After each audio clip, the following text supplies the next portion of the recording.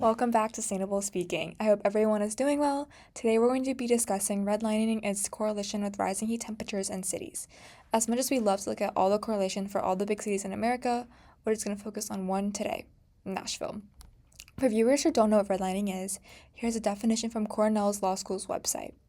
Redlining can be defined as a discriminatory practice that consists of systematic denial of services such as mortgages, insurance loans, and other financial services to residents of certain areas based on their race or ethnicity.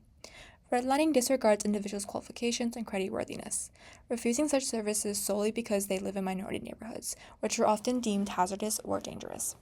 It was also used as a political manipulation tactic. For example, redlining made it easier for gerrymandering, the redrawing of city lines that diluted minority votes in the process.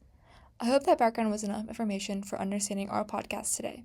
I encourage everyone to learn about redlining and its impacts it has on politics and history. That's it for me. I'll hand it off to one of my co-hosts, Caleb. Now that we know what redlining is, we need to look at how this system that was outlawed nearly 60 years ago is still affecting our cities in the U.S. today. To do this, we are going to look at the data of the past and the present as it is mapped. If you look above me here, this is the official redlining map of Nashville as it was drawn in 1940. As you can see, the map is color-coded with the colors red, yellow, blue, and green. Red areas being hazardous for loans and of a very high black population, and green being best for loans and nearly entirely made up of white residents.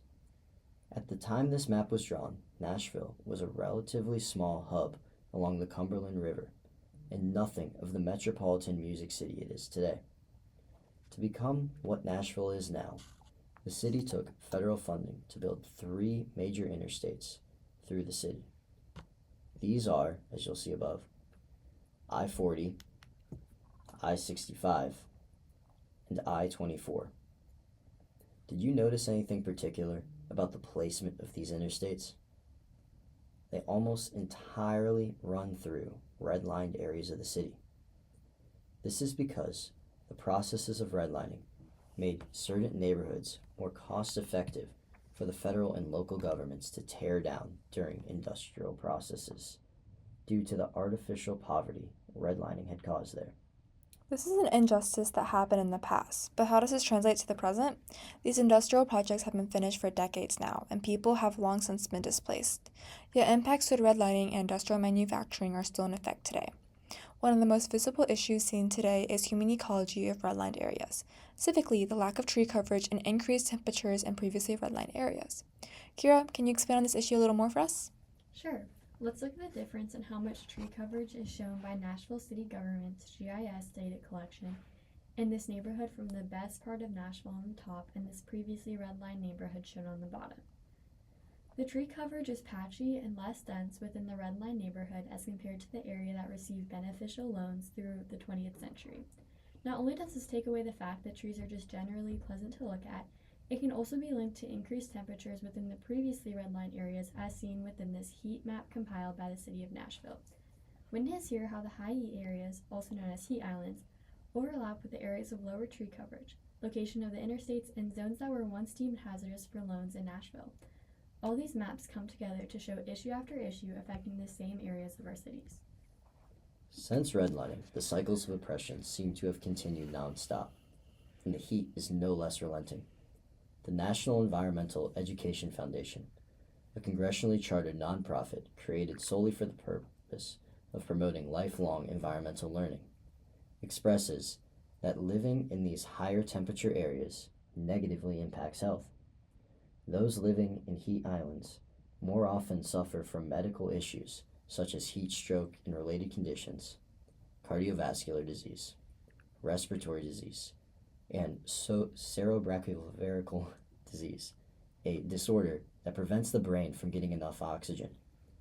The greater daytime temperatures, partnered with the lack of vegetation and the increased amount of heat retentive surfaces like concrete roads, sidewalks, and buildings, prevent temperatures from dropping as much as they should during the nighttime hours.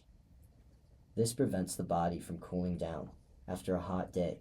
It makes the heart pump harder in an attempt to cool off.